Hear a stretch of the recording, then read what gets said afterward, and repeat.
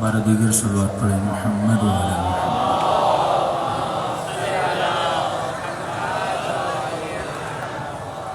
بسم اللہ الرحمن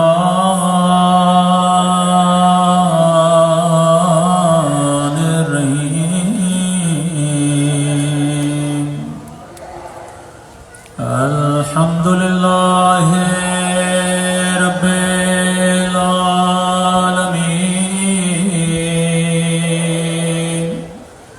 الحمد للہ كما هو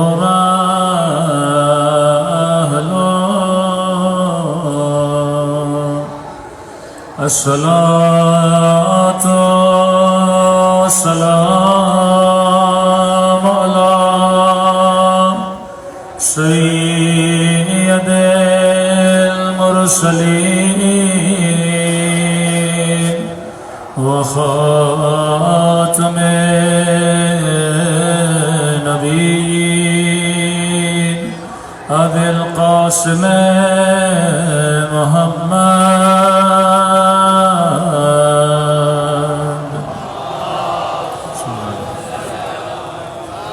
وعلى آله الطيبين الطاهرين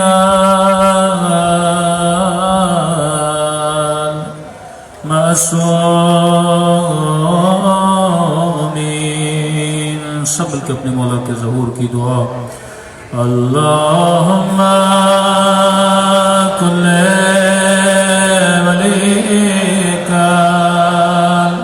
حجت ابن الحسن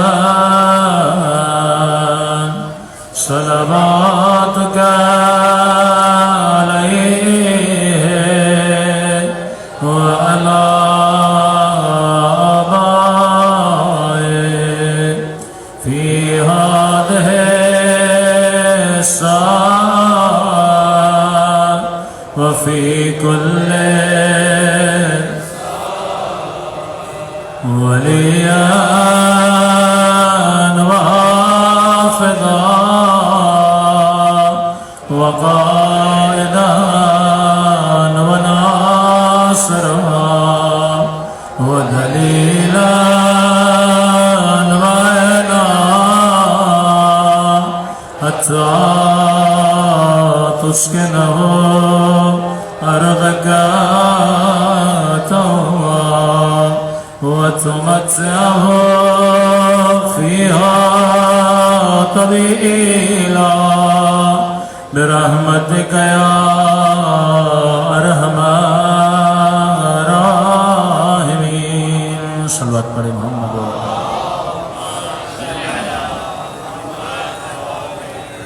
بسم اللہ الرحمن الرحیم۔ رب اشرح لي صدری ویسر لي امری واحلل عقدۃ من لسانی یفقهوا قولی۔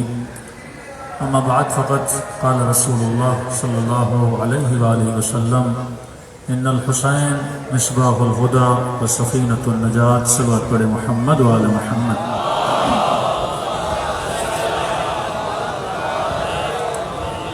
دعا ہے پروردگار عالم ہم سب کی عبادتوں کو اپنی بارگاہ میں قبول فرمائے، اور جس مقصد زندگی کی خاطر ان مجالس میں تشریف لاتے ہیں خدا ان مقاصد میں بھی ہم سب کو کامیابیاں کامرانیاں نصیب فرما دے۔ کل بھی آپ کی خدمت میں عرض کیا کہ کائنات کے ہر شے کے بننے کا کوئی نہ کوئی مقصد ہے، ہدف ہے۔ حیوانات کو اپنے آنے کا مقصد شاید پتہ نہ ہو، لیکن خدا نے ان کی فطرت میں یہ چیز ڈال دی کہ وہ بالجبر اپنے مقصد کو فالو کرتے ہیں۔ چینٹی کبھی اپنے مقصد سے نہیں ہٹتی، کبوتر کبھی اپنے مقصد سے نہیں ہٹتا، شیر کبھی بھی اپنی فطرت سے بغاوت نہیں کرتا۔ یہ صرف انسان ہے جو اللہ کی دی ہوئی فطرت سے بغاوت کرتا ہے، اور وہ بھی اس اختیار کی وجہ سے جو پروردگار عالم نے اس انسان کو عطا کیا ہے۔ تو ہر شے جو پروردگار عالم نے بنائی ہے اس کا کوئی نہ کوئی ہدف ہے، اس کا کوئی نہ کوئی مقصد ہے۔ بالکل اسی طرح جب آپ مجلس امام حسین میں آتے ہیں تو مجلس میں آنے کا ایک مقصد ہے، لیکن اب کوشش یہ کی جا رہی ہے کہ مجالس امام حسین کو یا جتنی عبادتیں مسلمان کرتا ہے، وہ چاہے ماہ مبارک ہو، وہ چاہے ایام حج ہوں، ایون یہی جو حجاب ہماری مائیں بہنیں کرتی ہیں، ان سب کو فیسٹیول کا نام دیا جائے۔ یہ بولا جائے کہ مجلس ایک ثقافت ہے، مجلس شیعوں کا ایک تہوار ہے، لہٰذا کہ مناتے ہیں، اور جس طرح دوسری قومیں اپنے تہوار مناتی ہیں۔ تو آپ 5 منٹ کے لیے سوچیں، ہندو بھی اپنا تہوار مناتے ہیں، ان کی ہولی آتی ہے، کرسچنز بھی اپنے تہوار مناتے ہیں، اگر بالکل اسی طرح میں بھی اس کو ایک تہوار سمجھ کے، ایک رسم سمجھ کے منا رہا ہوں، پھر ان رسموں میں اور اس رسم میں کوئی فرق نہیں رہ جاتا۔ تبھی علماء فرماتے ہیں کہ کربلا ایک رسم نہیں ہے، کربلا ایک سیولائزیشن ہے، کربلا ایک رسم نہیں ہے، کربلا ایک تہذیب ہے، کربلا ایک رسم نہیں ہے، کربلا زندگی گزارنے کے طریقے کا نام ہے۔ اگر صرف قصے سنانے کے لیے ہم اپنے بچوں کو یہاں بلائیں اور یہ بتائیں کہ امام حسین کے ساتھ کربلا میں ظلم کیا ہوا، تو اس قصے کی اتنی اہمیت نہیں رہتی۔ پھر دنیا یہ سوال کرے گی کہ کیا تم قصے سنانے کے لیے کروڑوں روپے خرچ کرتے ہو؟ کیا تم قصے سنانے کے لیے ہزاروں اور اربوں روپے خرچ کرتے ہو کہ ایک امام حسین کی شہادت کا قصہ صرف لوگوں کو سنانے کے لیے اتنا خرچہ کیا جائے؟ تو ہم کہتے ہیں یہ قصہ نہیں ہے، یہ تہذیب ہے، یہ قصہ نہیں ہے، یہ تمدن ہے، یہ قصہ نہیں ہے، یہ سیولائزیشن ہے۔ یہ وہ قصہ تھا جس کو رسول خدا نے ہونے سے پہلے امتوں کو بتایا۔ فرمایا ما من نبی، کوئی ایسا نبی نہیں ہے جس نے امام حسین پہ گریہ نہ کیا ہو، کوئی ایسا نبی نہیں ہے جس نے قبر امام حسین کی زیارت نہ کی ہو۔ تو ایک تو کربلا کسی قصے کا نام نہیں ہے، دوسرا کربلا ایک مخصوص سرزمین کا نام نہیں ہے کہ آپ کہیں کہ عراق میں سرزمین ہے جسے کربلا بولا جاتا ہے، نسبت اس کربلا سے ہے، لیکن کربلا ایک مفہوم کلی ہے۔ اگر سرزمین کا نام ہوتا تو آج سارے لوگ کربلا چلے جاتے، لیکن فرمایا کل یوم عاشوراء کل ارض کربلا، کہ ہم جب ایام محرم آتے ہیں، محرم کا چاند نمودار ہوتا ہے، ہم گلی گلی کو کربلا بنا دیتے ہیں۔ ہر دن ہر جگہ پہ عاشورہ منانے کی صورت میں منایا جاتا ہے۔ تو ایک تو دشمن یہ چاہتا ہے اس کو قصہ بولا جائے۔ میں نے کل قرآن کی آیت آپ کی خدمت میں پڑھی، سورہ یہود میں پروردگار عالم کہتا ہے اے میرے نبی، یہ قرآن کے جتنے قصے تجھے سنائے جا رہے ہیں یہ لوری نہیں ہے جس طرح مائیں بچوں کو لوریاں سناتی ہیں۔ ان قصوں میں ہم نے تمہارے لیے 4 چیزیں رکھی ہیں۔ پہلی چیز یہ حبیب، ہم تجھے قصہ سنا رہے ہیں تاکہ نثبت، تمہارے دل کو مضبوط کر دیا جائے، تمہارے ایمان کو، امت کے ایمان کو مضبوط کر دیا جائے، تاکہ انسان دیکھے کہ میں نے موسیٰ کی مدد کیسے کی، میں نے ابراہیم کی مدد کیسے کی، کہ پیچھے لشکر ہے، آگے پانی ہے، دیکھ میں نے حضرت موسیٰ کے لیے سمندر کو زمین کس طرح بنا دیا، میں نے ابراہیم کے لیے آگ کو گل و گلزار میں کس طرح بنا دیا۔ تو یہ قصہ نہیں ہے، یہ دل کی مضبوطی کے لیے بیان کیا جا رہا ہے۔ اور میں نے کہا کہ اگر اس قوم کو واقع کربلا کا پتہ نہ ہوتا، واقعاً ہماری ماؤں کو حوصلہ کہاں سے ملتا؟ جس قوم نے اتنے شہید اٹھائے، اتنی لاشیں اٹھائیں، یہ بہادری جو آج شیعیان علی میں پائی جاتی ہے، یہ بہادری ہمیں کہاں سے ملی؟ کربلا سے ملی۔ آج کیوں دنیا کا ہر مسلمان دنیا کی طاقتوں سے خائف ہے، دنیا کی بڑی طاقتوں سے خائف ہے، لیکن علی کا چاہنے والا کسی سے خائف نہیں ہے؟ کیونکہ دوسری دلیل یہ بتائی کہ قصے سناتے ہیں تاکہ تیرا دل مضبوط ہو جائے، اور دوسری دلیل یہ ہے حبیب تجھے یہ قصے اس لیے سنا رہے ہیں تاکہ حق اور باطل کی پہچان ہو جائے۔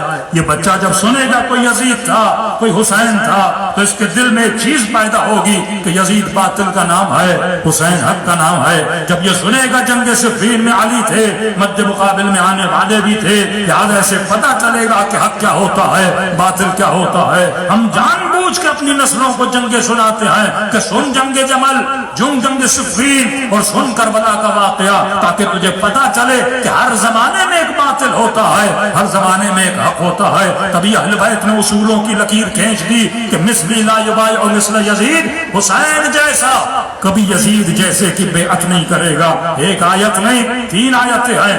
دوسری دلیل یہ کہ حبیب حق و باطل کی پہچان ہو جائے. تیسری دلیل یہ ہے کہ یہ قصے سنا تاکہ لوگوں کے لیے موعظہ بنے, نصیحت بنے. دیکھیں حسین نے صبر کیسے کیا باطل کے سامنے, ظلم کے سامنے. چوتھی دلیل یہ کہ حبیب انہیں بتا تاکہ ان کے وجود میں حق کا ذکر پیدا ہو جائے اور باطل سے نفرت پیدا ہو جائے. دوسری آیت یہ فرمائے وَمَن يُعَظِّمْ شَعَائِرَ اللَّهِ فَهِيَ مِن تَقْوَى الْقُلُوبِ. یہ مت کہو کہ یہ قصہ ہے, جو شعائر اللہ کا احترام کرتا ہے یہی تقوی پروردگار عالم کی نشانی ہے. اب یہ بولنا کہ شاعر صرف حجر اسود کا نام ہے, شاعر صرف صفیہ سید صفا و مروہ کا نام ہے, شاعر میں سے صرف خانہ خدا ہے. اصلا سوال یہ حجر اسود ایک پتھر ہے, یہ شاعر اللہ کیسے بنا؟ کہ جس پتھر کی نسبت پروردگار عالم سے ہو جائے وہ شاعر اللہ میں سے ہے. جس کو دیکھ کر تجھے اللہ کی یاد آئے وہ شاعر اللہ میں سے ہے. کبھی فرمایا ذکر علی عبادت, علی کا ذکر کرنا عبادت ہے. النظر الی وجہ علی عبادت, علی کے چہرے کو دیکھنا عبادت ہے. سوال یہ ہے ہم خدا کو تو نہیں دیکھ رہے, ہم علی بن ابی طالب کو دیکھ رہے ہیں, پھر عبادت کیوں ہے؟ کیونکہ علی کو دیکھنے سے خدا کی یاد آتی ہے. ہم ذکر تو علی کا کر رہے ہیں, پھر عبادت کیوں ہے؟ کیونکہ علی کے ذکر میں خدا کا ذکر چھپا ہوا ہے. تو شاعر صرف خانہ خدا کی دیواروں کا نام نہیں, حجر اسود کا نام نہیں. بھائی یہ سید صفا و مروہ جو مسلمان کرتا ہے کس کے لیے دوڑتا ہے؟ صدیوں پہلے ایک بی بی ہاجرہ تھی جو دوڑی تھی, آج تو بھی دوڑتا ہے, لیکن اس دوڑ میں اللہ کی خاطر دوڑ رہی تھی. ابراہیم بچوں کو خدا کی خاطر چھوڑ کے گئے تھے, لہٰذا یہ تکلیف اگر جناب ہاجرہ کو آ رہی ہے تو کس وجہ سے آ رہی ہے؟ ایک بندہ اپنا گھر چھوڑ کے, گھر میں پانی بھی ہے, گھر میں کھانا بھی ہے, گھر میں بستر بھی ہے, گھر میں آسائش بھی ہے, گھر میں آرام بھی ہے, لیکن خدا کہے کہ ابراہیم اپنے بچوں کو ایک ایسی سرزمین پہ چھوڑ کے آ جاؤ جس سرزمین میں کوئی اناج نہیں اگتا, جہاں پہ کوئی پانی نہیں. اب ابراہیم اپنے لیے نہیں جا رہے, ابراہیم پروردگار عالم کے لیے جا رہے ہیں. اور وہاں جانے کے بعد اگر بی بی ہاجرہ کو تکلیف آ رہی ہے تو اللہ کے حکم کی وجہ سے آ رہی ہے. اب کہا اس تکلیف کو یاد کرو جو ہاجرہ نے دیکھی تھی. جس طرح بی بی ہاجرہ دوڑی تھی اسی طرح تو بھی دوڑے گا تاکہ ہاجرہ کی یاد زندہ رہے, کیونکہ بی بی ہاجرہ کی یاد میں ہی پروردگار عالم کی یاد ہے. اب سوال یہ ہے حسین ابن علی مدینے میں بڑے سکون سے بیٹھے تھے, گھر میں پانی بھی تھا, گھر میں کھانا بھی تھا, بچوں کے اوپر باپ کا سایہ بھی تھا, ماں بہنوں کے سروں پہ چادر بھی تھی. اگر مولا کربلا کی طرف روانہ ہوئے یہ جملہ کہا خرجت الاصلاح امت جدی, اگر میں نکلا تو کس کی اصلاح کے لیے؟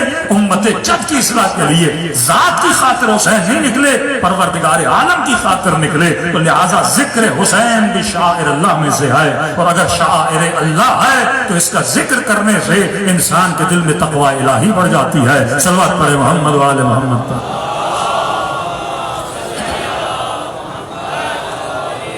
تیسری آیت رسول خدا جو ڈیمانڈ کرتے ہیں اپنی امت سے, قل لا اسألکم علیہ اجرا الا المودۃ فی القربى, اے حبیب کہہ دیجئے کہ ہمیں ان ساری زحمتوں کا کوئی اجر نہیں چاہیے, بس چاہیے تو ایک چیز چاہیے کہ میری اہل بیت سے, میری آل سے کیا کرو؟ عشق کرو, مودت کرو, محبت کرو.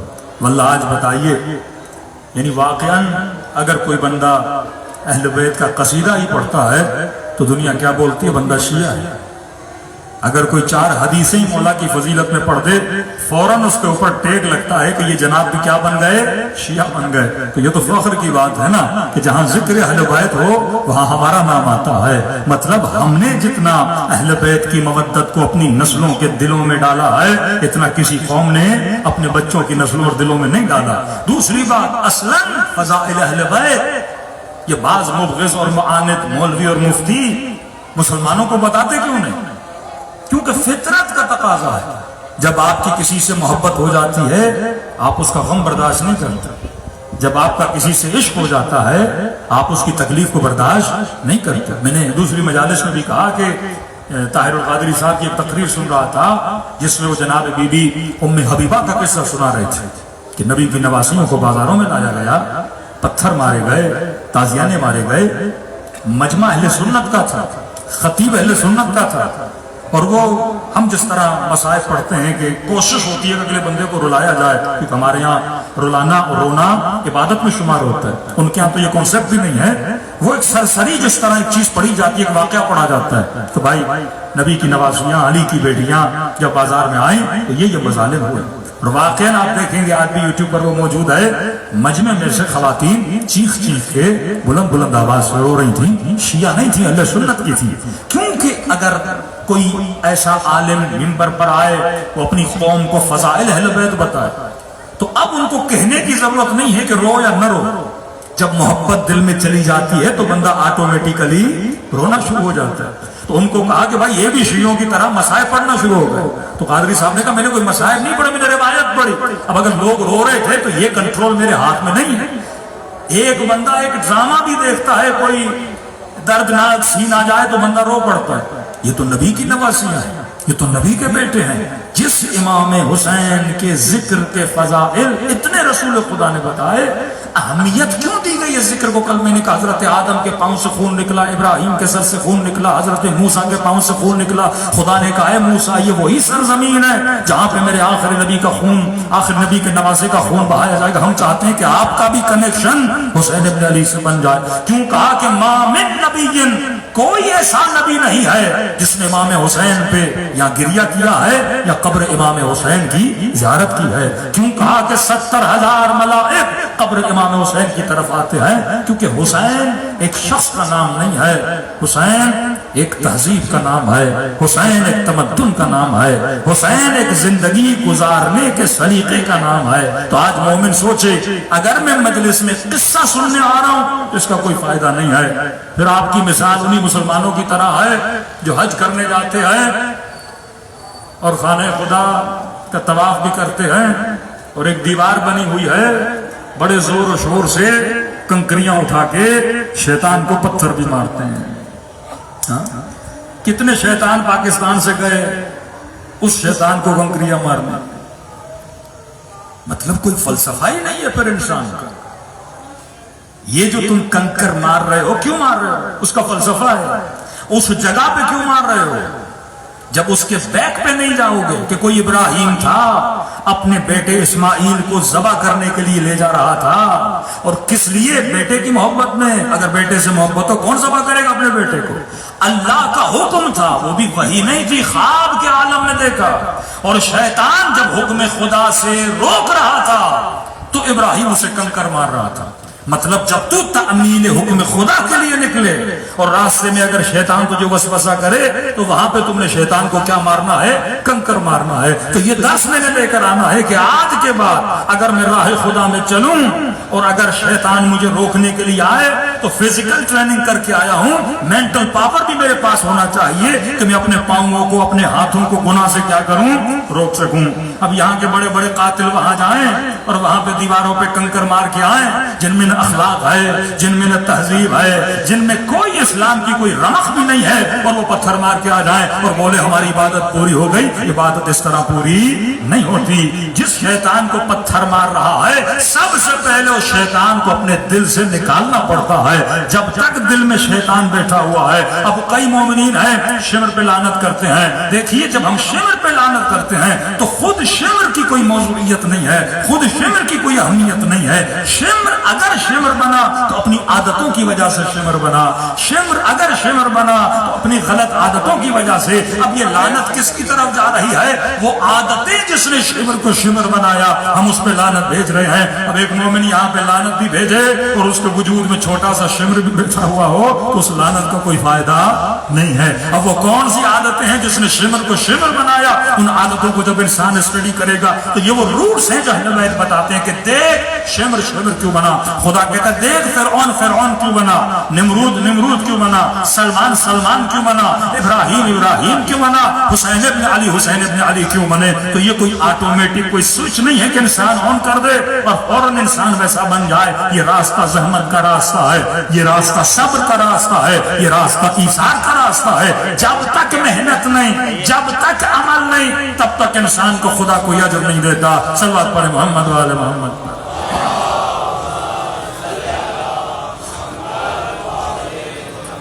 اب 3 روایتیں تاکہ آج کی مجلس میں ہم اس کو اختتام کریں کہ واقعاً کتنی فضیلت ہے ذکر امام حسین کی. اس کے بعد ہم اس پہلو کو ٹچ کریں گے کہ امام حسین کی طرز زندگی کو ہم کیسے اپنائیں۔ واقعاً امام حسین کی زندگی کیا تھی، امام حسین کی زندگی کے اصول کیا تھے، ایک ایک اصول بھی اگر ہم اپنا لیں تو ہماری دنیا اور آخرت آباد ہو سکتی ہے۔ صلوات پڑھیں محمد و آل محمد۔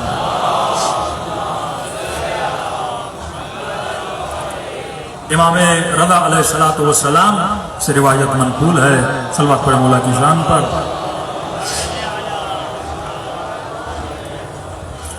شیخ صدوق اللہ ان کے درجات کو بلند کرے، عیون اخبار الرضا میں 3 جملے ہیں امام رضا کے فرش عزا پہ آنے والوں کے لیے۔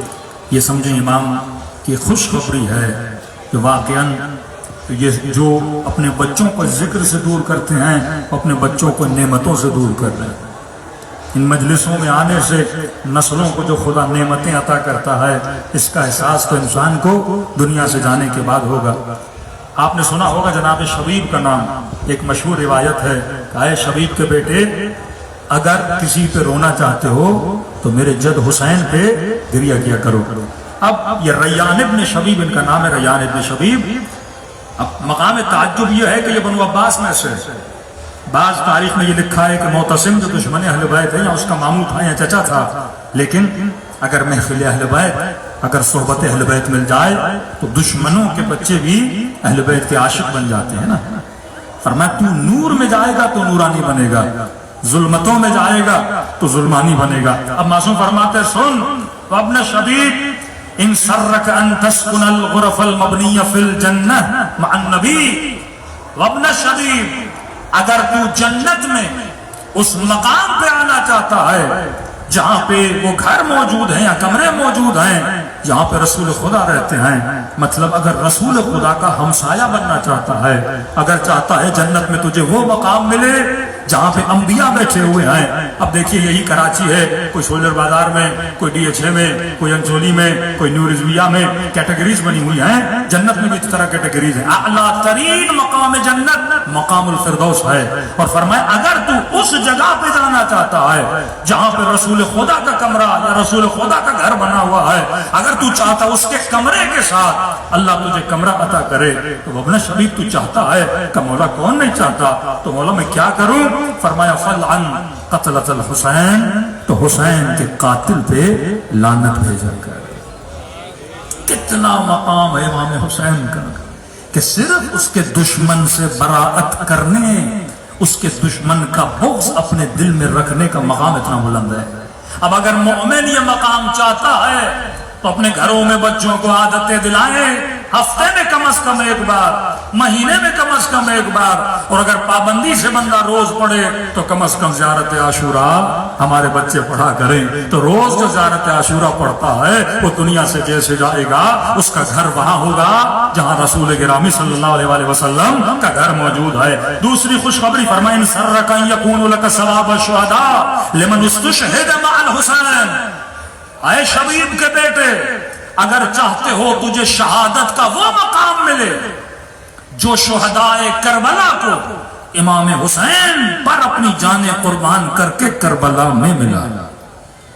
اکثر لوگ یہ تمنا کرتے ہیں نا کہ کاش ہم بھی کربلا میں ہوتے، ہمیں بھی یہ مقام ملتا۔ مجھے کئی جوانوں نے یہ اپنی زندگی کا قصہ، ایک نہیں تو کم از کم 3 سے 4 جوانوں نے جو قلباً یہ بولتے تھے کہ کاش ہم کربلا میں ہوتے، تو کہتے مولانا ہم نے خواب کے عالم میں یہ دیکھا کہ ہمارا بدن کربلا کے سرزمین پہ پڑا ہوا ہے اور ایسا محسوس کریں جیسے ہم بھی شہید ہو رہے ہیں، اور ہمارے اوپر جو گھوڑے کربلا کے شہداء کی لاشوں پہ دوڑائے جا رہے تھے۔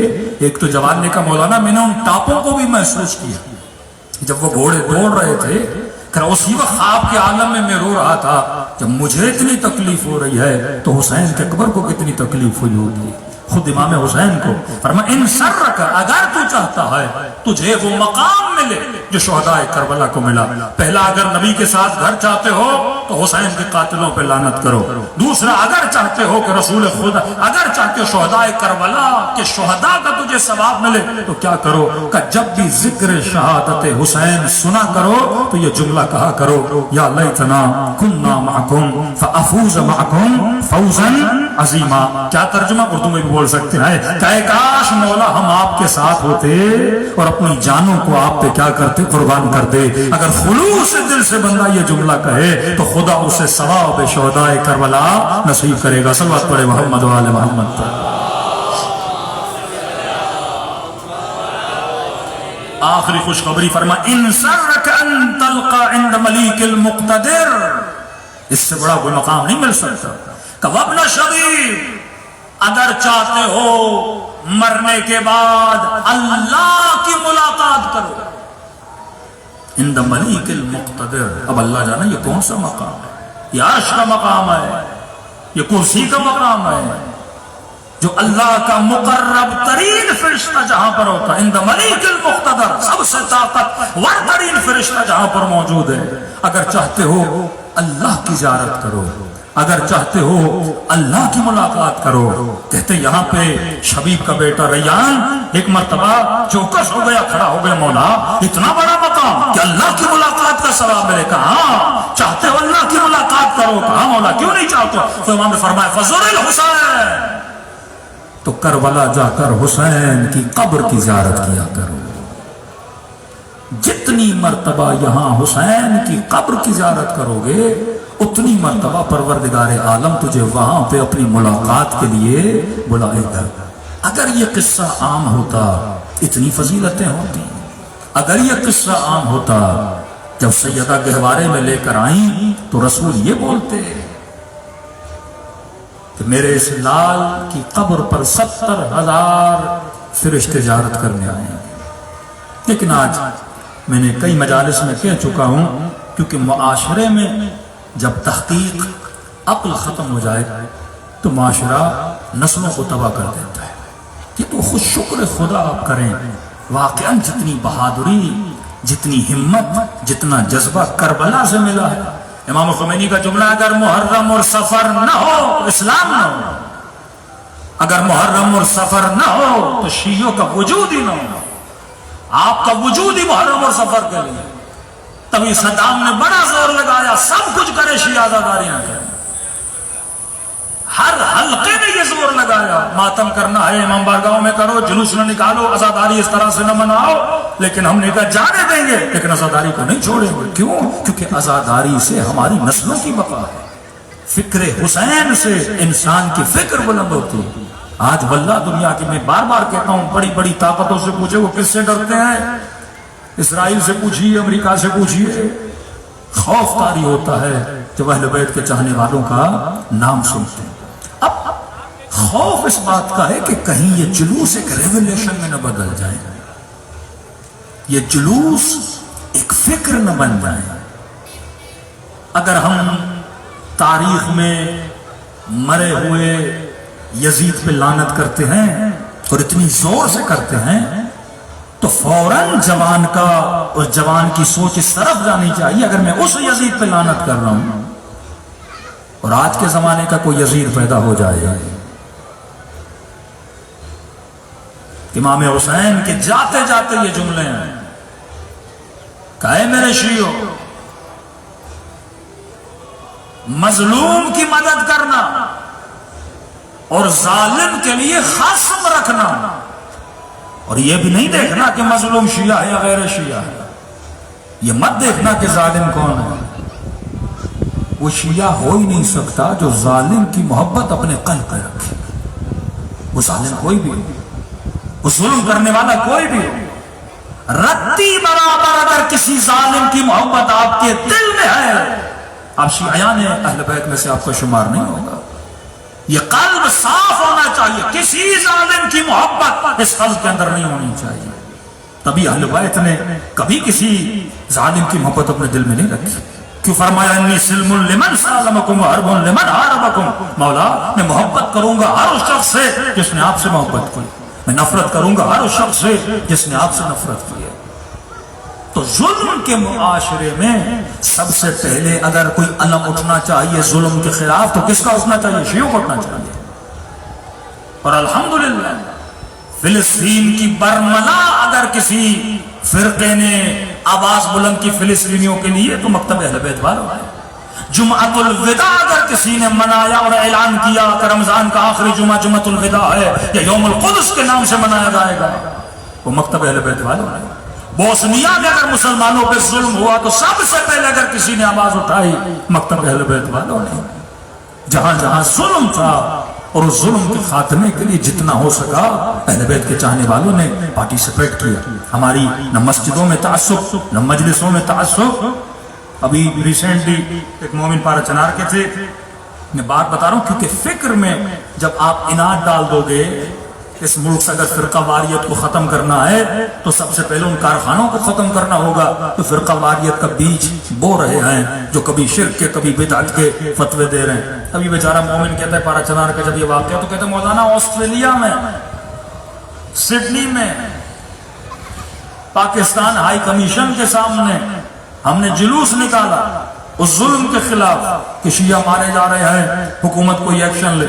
کہتے مولانا میری عادت ہے میں نماز پابندی کے ساتھ پڑھتا ہوں۔ کہتے اذان کی آواز آئی، لوگ کھڑے ہوئے تھے پروٹیسٹ کر رہے تھے، میں نے کہا نماز کا وقت ہے میں نماز جا کے پڑھ گیا۔ کہتے مولانا میں ایک مسجد تھی، اب ہم نے کہا آسٹریلیا یہ پاکستان میں ہوتا ہے کہ کسی بریلوی کی مسجد میں یا حدیث کی مسجد میں یا کسی اور مسجد میں جاؤ تو ٹیڑھی ٹیڑھی آنکھیں کر کے دیکھتے ہیں جیسے بندہ پتہ نہیں کیا کرنے آ گیا مسجد میں۔ تو آسٹریلیا میں تو یہ کانسیپٹ بھی نہیں تھا۔ کہتا اس مسجد میں گیا اور جیسے میں نے اپنی نماز پڑھنا شروع کی تو سب نے دیکھا بندہ ہاتھ کھول کے نماز پڑھ رہا ہے۔ کہتے کم از کم 8-9 لوگوں نے مجھے مارنا شروع کیا اور آنکھوں میں چوٹ آئی، سر میں چوٹ آئی، یہاں تک کہ معاملہ ان کی سرجری تک پہنچا۔ تو میں نے کہا آپ کہنا کیا چاہتے ہیں؟ کہتے مولانا میں کہنا یہ چاہتا ہوں جو بندہ جاہل ہوتا ہے متعصب ہوتا ہے وہ دنیا کے کسی بھی ملک میں چلا جائے اس کی مٹی بدلنے والی نہیں ہے۔ یہ جو بیج بو دیا جاتا ہے کہ مشہور ایک ٹک ٹاک والے مفتی صاحب یہ بولے ہیں کہ اگر مجھے پاکستان کے ملک کا وزیر اعظم میں بن گیا اور ایک دن میں وزیر اعظم بنا تو میں یہ سوچ رہا تھا کہ بندے خدا کوئی بہت بڑا اعلان کرے گا۔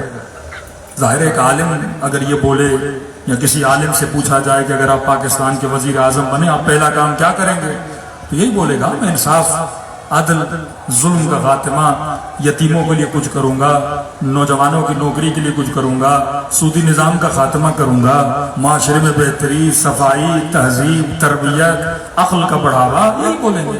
ہم بھی یہی سوچ رہے تھے اتنا سلجھا ہوا آدمی، اتنا مشہور آدمی کوئی ایسا جملہ بولے گا، لیکن حیرت تب ہوئی پھر اس مومن کی بات یاد آئی کہ آسٹریلیا بھی چلے آئیں تو ذہنیت وہی رہتی ہے جو تعصبات ان کے ذہنوں میں ڈالے گئے ہیں۔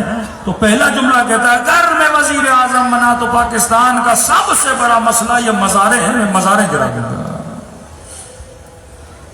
ملک میں غربت ہے، بے حیائی ہے، عریانی ہے، بے عفتی ہے، گندے ڈرامے ہیں، گندی فلمیں ہیں، رشوت ہے، کسی سے لینا دینا نہیں، میں مزاریں گراؤں گا۔ کیونکہ بچپن سے اگر تربیت غلط کی جائے تو ان کے ذہن میں یہی لگتا ہے کہ یہی مسئلہ ہے۔ خوارج ابن ملجم عمرو عاص نے خط لکھا جناب عمر کو کہ ہمارے پاس کوئی قاری نہیں، قاری بھیجیے قرآن پڑھانے کے لیے۔ تو عمر نے قراءت قرآن کے لیے ابن ملجم کو بھیجا۔ قاری اچھا تھا، قرآن بڑا اچھا پڑھتا تھا، اور اسے کہا کہ میں نے تیرے اوپر احسان کیا ہے کہ اتنا اچھا قاری یہاں سے نکال کے وہاں بھیجا ہے، اب آ رہا ہے تو اس کا خیال بھی کرنا، اسے گھر بھی دینا، ساز و سامان بھی دینا۔ اور یہی ابن ملجم قاتل علی ابن ابی طالب ہے۔ کہتے ہیں جب قصاص کے لیے آئے نا اس کے ہاتھوں کو کاٹنے کے لیے تو اس وقت بھی پشیمان نہیں تھا، یہ سمجھ رہا تھا کہ میں حق پر ہوں، والعیاذ باللہ علی باطل پر ہے، اور یہاں تک بولتا ہے کہ میرے ہاتھوں کو قطع کرو گا۔ کیا کہہ رہا؟ مجھے مارنے سے پہلے میرے ہاتھوں کو قطع کرو گا۔ کیوں؟ کہتا تھا کہ اللہ کے حضور جاؤں اور یہ قربانی اللہ کے حضور میں کیا کروں، پیش کروں، جس کے لیے دعائے لطفہ میں کہے کہ اشقل آخرین، اس سے بڑا کوئی شقی نہیں ہے جو امام امت کا کیا کرے، قتل کرے۔ تو جب انسان کی صحیح تربیت نہ کی جائے، جب انسان امام سے دور ہو جائے، جب انسان نور خدا سے دور ہو جائے، تو مجلسوں کا ایک ہدف یہ بھی ہے کہ جب نوجوان اس مجلس میں آئے گا، ذکر اہل بیت سنے گا، اس ذکر اہل بیت کا اثر اس کے وجود میں ہوتا ہے۔ علماء ایک چھوٹی سی مثال دیتے ہیں، جب آپ اپنی گاڑی کو کار واش کے لیے دھونے کے لیے لے جاتے ہو، یہاں تو پائپ سے دھوتے ہیں، لیکن اگر کوئی فل آٹومیٹک مشینیں لگی ہوئی ہوں تو گاڑی جب اس واشنگ سے گزرتی ہے تو پوری دھل جاتی ہے۔ فرماتے مجلس امام حسین بھی بالکل اسی طرح ہے۔ لوگ جب مجلس امام حسین میں آتے ہیں تو مجلس امام حسین لوگوں کے رذائل کو اسی طرح دھو دیتے ہیں۔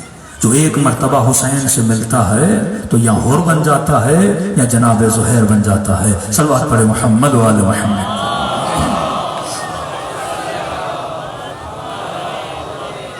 بس 2 قرآن کی آیت اور رحمت کو تمام کروں، مصائب کا میں رب دیتا ہوا چلوں۔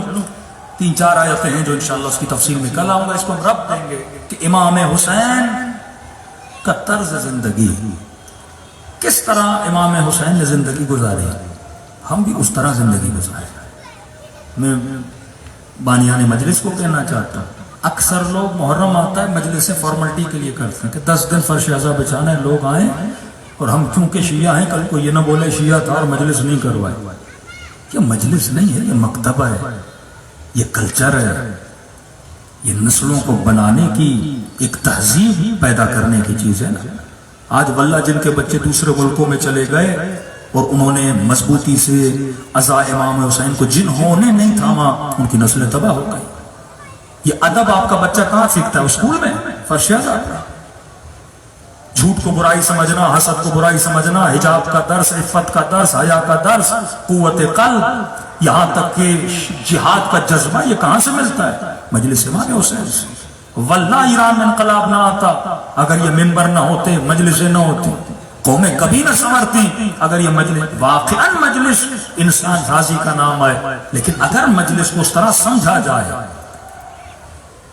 کل میں نے شاید عرض کیا تھا، کسی نے رسول خدا کو ایک نمازی کی طرف اشارہ کیا، یا رسول اللہ یہ نمازی آتا ہے یصلی و یسرق، چوری بھی کرتا ہے نماز بھی پڑھتا ہے، لہذا نکال دیا جائے اسے مسجد سے۔ نبی نے فرمایا خبردار، چوری کرتا ہے مجھے پتا ہے لیکن مسجد میں آنے سے نہ رو۔ کیوں یا رسول اللہ؟ فرمایا الصلاۃ تنہی عن الفحشاء والمنکر، نماز انسان کو فحشاء سے بچاتی ہے، تو نماز پڑھتا رہے گا، گناہ سے کیا ہو جائے گی؟ دوری ہو جائے گی۔ اسی لیے کبھی مت کہا کرو فلاں جمع مجلس میں کیوں آیا ہے، فلاں خاتون کا حجاب صحیح نہیں ہے، یہ مجلس سننے کیوں آئی؟ یہ جتنی بار آئے گی اس کے اندر اصلاح پیدا ہوگا۔ کبھی امیر المومنین فرماتے انا الصلاۃ، میں نماز ہوں، امام حسین فرماتے انا میں نماز ہوں۔ جس طرح نماز انسان کو فحشاء سے بچاتی ہے، اسی طرح مجلس امام حسین بھی انسان کو فحشاء سے اور گناہ سے کیا کرتی ہے؟ بچاتی ہے۔ صلوات پڑھے محمد و آل محمد۔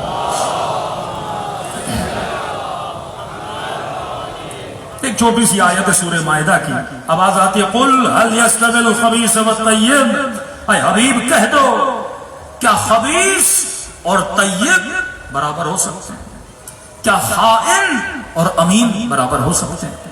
کیا سچا اور جھوٹا برابر ہو سکتا ہے؟ کیا نمازی اور تارک الصلاۃ برابر ہو سکتے ہیں؟ کیا عزادار غیر عزادار برابر ہو سکتے ہیں؟ فرمایا حبیب یہ کبھی برابر نہیں ہو سکتے۔ دوسری بات، اصلاً ہم لوگوں سے امتحان کیوں لیتے ہیں؟ اصلاً مجلس برپا کیوں کی جاتی ہے؟ تاکہ جوان کو پتا چلے کہ خبیث کیا ہے، طیب کیا ہے۔ یزید خبیث ہے، حسین طیب ہے، حور طیب ہے، حبیب طیب ہے۔ اور یہ طیب کیوں بنے؟ کیونکہ طیبین کے ساتھ رہے۔ وہ خبیث کیوں بنے؟ کیونکہ خبثاء کے ساتھ رہے۔ ابن زیاد کا دوست مروان ہے، ابن سعد کا دوست شمر ہے۔ جب شمر جیسا دوست ہو، ابن سعد جیسا دوست ہو تو بندہ خبیث ہو جاتا ہے۔ لیکن اگر بندہ دوستی طیب کے ساتھ کرے، گھر میں اچھی بیوی لائے، نسلیں سدھر جاتی ہیں، اسکول میں اچھی دوستیاں کرے، مزاج بدل جاتا ہے۔ جب تو عزاداروں کے ساتھ ملتا ہے، طیبین کے ساتھ ملتا ہے، کیوں اہمیت ہے مسجد میں جا کے نماز پڑھ تاکہ طیبوں کے ساتھ مل، مصافحہ کر تاکہ تیرا ہاتھ ایک طیب کے ساتھ ملے، اچھے دوستوں سے باتیں کر، گندی محفلوں سے بچ۔ 4 دن بھی کسی شرابی کے ساتھ رہے گا اس کا اثر تیرے ساتھ ہوگا، 5 دن بھی ایک گالی دینے والے کے ساتھ رہے گا اس کے تیرے ساتھ اثر ہوگا۔ محفل اثر دیتی ہے، دوستی اثر ڈالتی ہے۔ کیوں فرمایا مردوں کے لیے زیادہ خواتین میں نہ بیٹھیں؟ اب یہ خواتین کی برائی نہیں ہے، مزاج بدل جاتا ہے انسان کا، مرد مردوں میں بیٹھے ہیں، عورتیں عورتوں میں بیٹھے ہیں، بچے بچوں میں بیٹھے ہیں، جب آپ چیزوں کو مکس کر دیتے ہو آپ کا مزاج بدل جاتا ہے۔ فرمایا طیب اور خبیث، مجلس کا مقصد یہ ہے کہ جمع کو بتایا جائے طیب شناس بن۔ آج واقعاً دوسرے مکاتب کے جوانوں کو لے کر آئیے، بتا ہی نہیں طیب کیا ہے۔ قاتل بھی طیب، مقتول بھی طیب، مارنے والا بھی طیب، مرنے والا بھی طیب، ظلم کرنے والا بھی طیب، مظلوم بھی طیب۔ یہ کم نعمت ہے کہ تیرے چھوٹے بچے کو پتا ہے کہ ظالم کون ہوتا ہے، مظلوم کون ہوتا ہے۔ یہ پہچان کہاں سے ملی؟ فرش اعضا امام حسین سے ملی۔ جب بندے کی شناس ختم ہو جائے واقعا حق کیا ہے باطل کیا ہے۔ آج حکومت کے بعض مولویوں کو دیکھتے ہیں، مجھے تو تعجب ہوتا ہے، اب نام تو نہیں لوں گا، پچھلی حکومت تھی وہ وزیر اعظم تھا تو اس کی تعریف، یہ وزیر اعظم اس کی تعریف، کل کوئی اور وزیر اعظم اس کی تعریف، یعنی نہ دین ہے نہ ایمان ہے نہ کوئی خط ہے نہ کوئی لائن ہے نہ کوئی بنیاد حق و باطل ہے، بس کرسی پہ جو بھی بیٹھ جائے بندہ اسے سلوٹ مارے۔ یہ کرسی پہ بیٹھنے والوں کی تعریف کرنا یزیدیوں کا کام ہے۔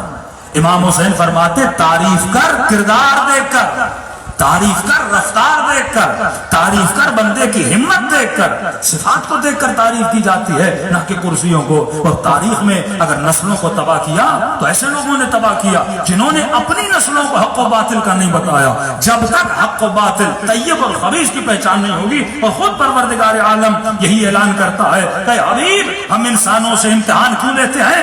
لیمیز اللہ الخبیث من الطیب، کیونکہ خدا دیکھنا چاہتا ہے، تمیز بندوں کو سکھانا چاہتا ہے تاکہ نسلوں کو تمیز ہو جائے کہ طیب کیا ہے باطل کیا ہے۔ میں ابراہیم کا قصہ سنا رہا ہوں، قصہ پڑھ کے میں نے کیا سیکھنا ہے؟ بس ایک نمرود تھا ایک ابراہیم تھا، نہیں، یہ پہچان نمرود خبیث تھا، ابراہیم کیا تھے؟ طیب تھے۔ تبھی فرمایا طیبات للطیبات والخبیثات للخبیثات۔ ایون تمہاری جو چوائس اور سلیکشن بھی ہونی چاہیے اسی بنیاد پر ہونی چاہیے۔ دوست کا انتخاب، بیوی کا انتخاب، بزنس کا انتخاب، روڈ کا انتخاب، ملک کا انتخاب، سوسائٹی کا انتخاب، ہمسائے کا انتخاب، کوئی کتاب پڑھنی اس کا انتخاب، کوئی فلم دیکھنی اس کا انتخاب۔ سلیکشن جو کرتے ہو بنیاد یہ ہونی چاہیے وہ چیز طیب ہے کہ نہیں ہے، طاہر ہے کہ نہیں ہے۔ صلوات پڑھے محمد والے محمد پر۔ ایک کتاب ہے ابصار الحسین فی انصار الحسین، یہ کتاب اگر اردو میں ترجمہ ہو تو اس کتاب کو ضرور پڑھیے، ابصار الحسین فی انصار الحسین۔ انہوں نے بڑی درجہ بندی کر کے فہرستوار انڈیکس بنا کے یہ بک لکھی ہے۔ مثلا کربلا میں کتنے شہید تھے جن کے بازو کٹے، کتنے شہید تھے جن کا سر مثلا ظالموں نے پھینکا، کتنے شہید تھے جن کے لاشوں پہ گھوڑے دوڑائے گئے، کتنے اصحاب امام حسین شب عاشورہ، کتنے راستے میں ملے، کتنے چھوڑ کے چلے گئے۔ انہوں نے اس طرح سے ایک جمع بندی کی ہے، ایک فہرست اور انڈیکس بنائی ہے بڑی اچھی۔ اس میں فرماتے ہیں اب ان کے بقول، ان کی ریسرچ کے بقول کہ شب عاشور صرف جناب حر امام حسین کے لشکر میں نہیں ہے، فرماتے ہیں تقریباً 60 کے قریب مومنین امام حسین کے لشکر میں آئے۔ طیب اور خبیث بننا یہ آپ کا اختیار ہے۔ پیدا ہوتے ہم سب طیب ہوتے ہیں لیکن خباثت کے راستے پہ ہم خود جاتے ہیں۔ یہ اختیار دیا ہے خدا نے انسان کو کہ تو چن طیبی کے راستے پہ چلے گا یا خبثات۔ یہ انشاءاللہ اگلی مجالس میں بتائیں گے کہ طیب کون ہے۔ خدا ایک مثال دیتا ہے درخت کی، بہترین مثال دیتا ہے کہ طیب لوگوں کی نشانیاں کیا ہوتی ہیں اور خبیثوں کی نشانیاں کیا ہوتی ہیں۔ طیب لوگوں کے اندر صفات کون سی ہوتی ہیں، کیونکہ اس میں داخل ہو جاؤں گا، وقت بہت ہو چکا ہے۔ جناب حر کے علاوہ کچھ لوگ اور بھی آئے تھے۔ ایک صحابی ہیں جن کا نام ہے ابو شعشع، یہ بھی لشکر حر میں تھے جب امام حسین کا راستہ روکا گیا تھا۔ اب یہ نہیں پتا یہ جناب حر کے بعد آئے یا جناب حر سے پہلے آئے۔ کہتے ہیں ماہر ترین تیر انداز تھا یہ، اور جب اس نے دشمن پہ حملہ کیا اپنے گھٹنوں پہ بیٹھ کے دشمن کو تیر مارنے لگا تو اس کے پاس تھے 100 تیر، 100 کے 100 ختم ہو گئے۔ آیا امام حسین کے پاس، مولا جتنے تیر تھے میں نے دشمن کو مارے۔ مولا 100 تیر تھے، 5 تیر نہیں لگے، لیکن یقین سے بول سکتا ہوں 95 تیروں کو میں نے مارا ہے اور 95 لوگوں کو میں نے واصل جہنم کیا ہے۔ امام نے کہا تو نے میرے دل کو خوش کیا ہے۔ دوسرے صحابی ظہر عاشور دوڑے دوڑے آتے، مولا وقت نماز ہے۔ امام فرماتے اللہ تجھ پہ رحمت نازل کرے کہ تجھے نماز یاد ہے۔ نماز رجا کہتے ہیں، جنگ میں ایک ایک رکعت پڑھی جاتی ہے، لوگ کھڑے رہتے ہیں، ایک کی رکعت ختم ہوتی ہے، پھر دوسرے لوگ ایک رکعت نماز پڑھتے ہیں، کیونکہ امام نے جب نماز کی مہلت مانگی کسی نے مہلت بھی نہیں دی۔ جب بندہ طیبوں کے ساتھ ملتا ہے پھر حوصلہ حسینی حوصلہ بن جاتا ہے، صفات حسینی کا مالک ہو جاتا ہے۔ جناب سعید فرمایا مولا آپ نماز پڑھیے میں آپ کی حفاظت کروں گا۔ تاریخ لکھتی ہے 17 یا 21 تیر جناب سعید کے بدن کو لگا، بوڑھا تھا، کمر جھکی ہوئی تھی۔ جب کہا نا مولا آپ کی راہ میں لڑنا چاہتا ہوں، یہ سیم واقعہ جناب جون سے بھی ملتا ہے، کہتے ہیں اس نے کس کے کمر پہ کپڑا باندھا، ماتھے پہ جھریاں تھیں، ابروؤں کے بال بڑے تھے، پاس اپنے ماتھے پہ باندھا، میں ریشہ تھا، ہاتھ اس کے کانپتے تھے۔ سعید نے دونوں ہاتھ اپنی کمر پہ رکھے کہ کہیں ایسا نہ ہو کمر جھکے اور کوئی تیر جا کے میرے آقا حسین کے سر پہ لگے۔ فرماتے 17 تیر جب بدن پہ کھائے نا، بدن میں کتنی طاقت ہے۔ اب یہ تو نہیں ایک ایک منٹ میں تیر آ رہا تھا، تیر آتے تھے اور ایک ساتھ ہی لگتے تھے۔ کہتے جب بدن سے خون بہا اور بدن کانپنے لگا تو سعید نے محسوس کیا میں گر جاؤں گا۔ کہتے ہیں اس وقت اپنے بدن کو کہنے لگا تھوڑی دیر ٹھہر جا کہ میرے حسین کی نماز ختم ہو جائے۔ اب مجلس میں آنے والا سنے کہ نماز حسین کے لیے سعید نے جان دی، بدن کانپ جاتا ہے، وہ بندہ نماز کو اہمیت نہ دے تو بولے میں عاشق حسین ہوں۔ کہتے ہیں جب زمین پہ گرا، یہاں امام حسین کا سلام پورا ہوا یا سعید آ کے زمین پہ گرا۔ چند صحابی ہیں جن کے جنازوں پہ امام حسین گئے، ہر صحابی کا جنازے کو کربلا میں وقت ہی نہیں تھا۔ 6 یا 7 لوگ ہیں جن کے اصحاب کے جنازوں پہ امام حسین گئے، ان میں سے سعید ہیں، ان میں سے جون ہیں، ان میں سے حر ہے۔ فرماتے ہیں امام حسین نے سعید کا سر اپنی گود میں رکھا۔ اب جس بندے نے بدن، خون، سب کچھ حسین پہ قربان کیا ہو راہ خدا میں، بنتا ہے اس کا یہ جملہ بولنا امام حسین کو کہ تب تک راضی نہ ہونا جب تک اپنے مولا کی زبان سے یہ جملہ نہ سنا۔ سر مولا کی گود میں ہے، خون بہ چکا ہے، اتنے تیر سعید نے کھا لیے، ایک جملہ بولتے مولا رضیت، کیا مجھ سے راضی ہو گئے؟ مطلب جب تک میرے وقت کا امام مجھے نہ بولے کہ میں تجھ سے راضی ہوں تب تک مجھے تسکین نہیں ملنی چاہیے۔ مولا مجھ سے راضی ہو گئے، حسین کی آنکھوں میں آنسو آئے۔ فرما سعید میں بھی تجھ سے راضی، میرا نانا بھی تجھ سے راضی، میری اماں زہرا بھی تجھ سے راضی۔ یہ سعی اور کوشش رہے کہ دنیا سے جب جاؤں کم از کم ایک بار تو امام زمانہ بولے کہ مومن میں تجھ سے کیا ہوں، راضی ہوں۔ مجلس کا مطلب رضایت امام، جب تک امام راضی نہیں نہ دنیا آباد ہے نہ آخرت آباد ہے۔ تو مجلسیں قصہ نہیں، مجلسیں ایک کلچر ہے، ایک تہذیب ہے۔ ان مجلسوں سے اپنی تقدیروں کو قومیں بدل سکتی ہیں، دلوں کو کربلا کی طرف روانہ کریں۔ یہ راتیں رونے کی راتیں ہیں۔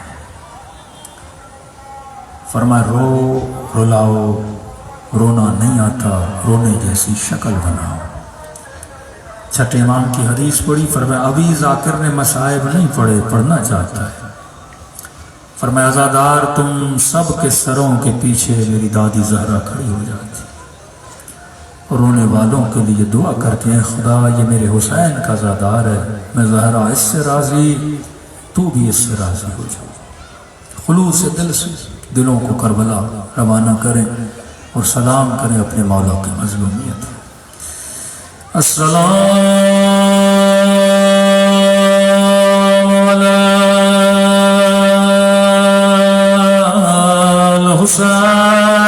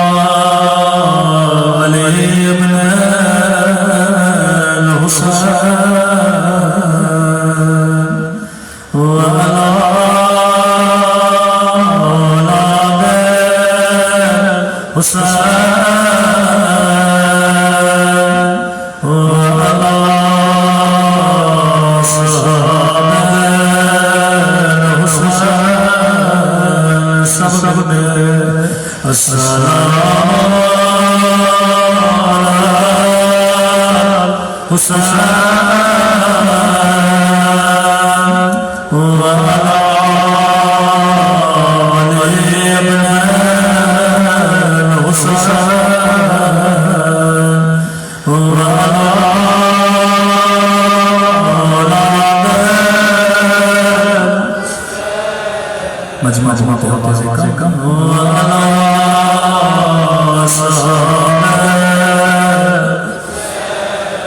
سب میں مائے میں السلام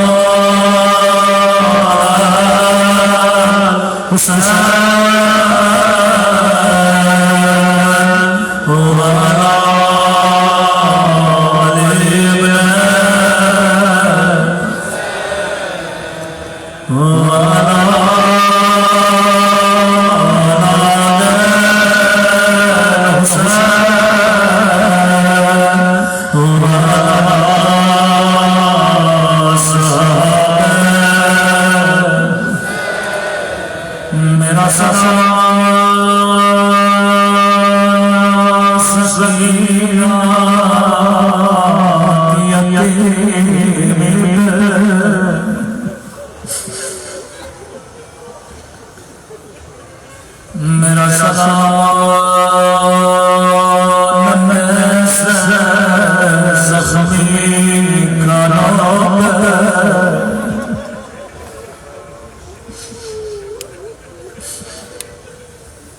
میری عادت ہے میں دو دن جناب سکینہ کا مسجد پڑھتا ہوں جس سے یہ نبی بھی راضی ہوتا ہے خدا اس کی دعا رد نہیں کرتا میرا سلام صرف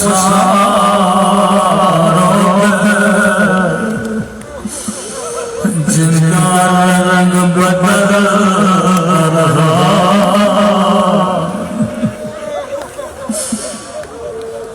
اللہ کسی بچی کا بابا کا کٹا سر لگا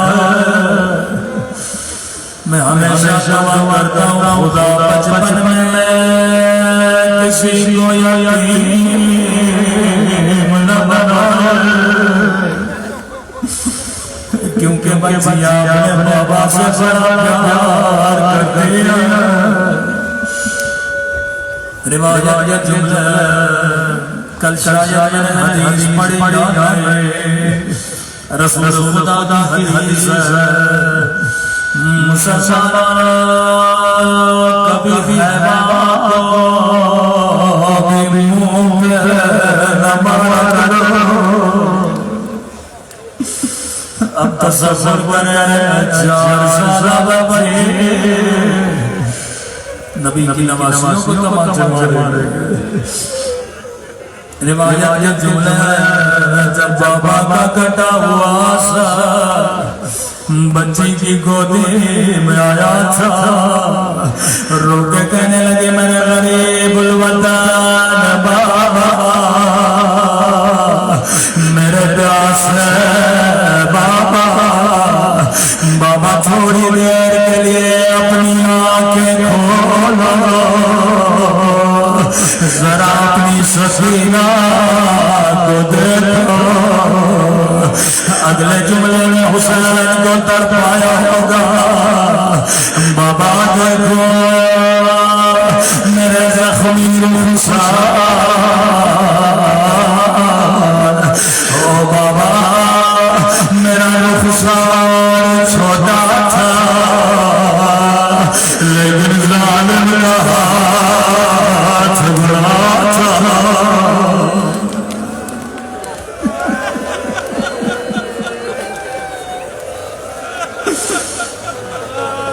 میں پروان امام حسین کی یتیمہ بچی پر اب یہ جملہ میرا نہیں امام زمانہ کا جملہ ہے. زیارت ناحیہ میں فرماتا ہے فرمایا میرا سلام ان رخساروں میں جملہ رنگ بدلتا رہا. یہ نہیں کہا رنگ بدل گیا وہ کبھی شمر میں تماشو رنگ نہیں کیا کبھی ظالم میں تماشو رنگ گیا.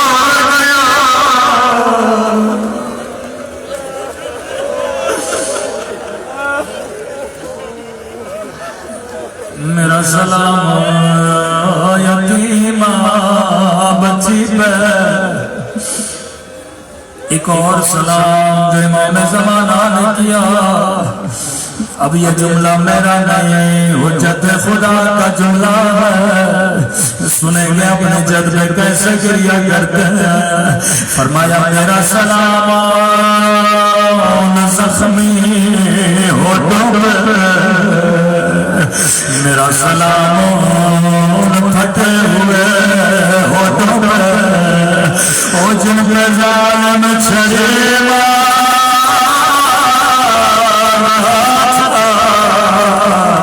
میں کہوں گا امام زمانہ وہ ہونا ملائک سلام میں بھی کرنا چاہوں گا.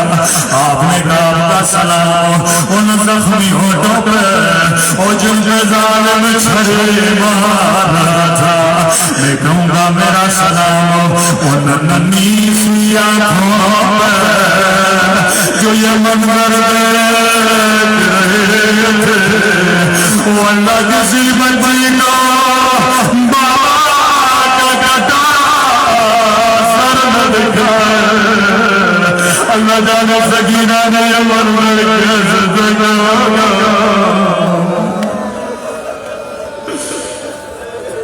خدا کسی بچی کو یتیم نہ بنائے. اے خدا تجھے سکینہ کی یتیمی کا واسطہ تجھے حسین کے زخمی ہوٹوں کا واسطہ تجھے سکینہ کے زخمی کانوں کا واسطہ ہمارے مولا و آقا امام زمانہ کا ظہور فرما. ہم سب کو عاقبت بخیر نصیب فرما. قبر و قیامت میں شفاعت حسین نصیب فرما. جو مانگا نہیں مانگا اپنے خزانے قدرت سے نصیب فرما. ربنا تقبل منا انک انت السمیع الدعاء.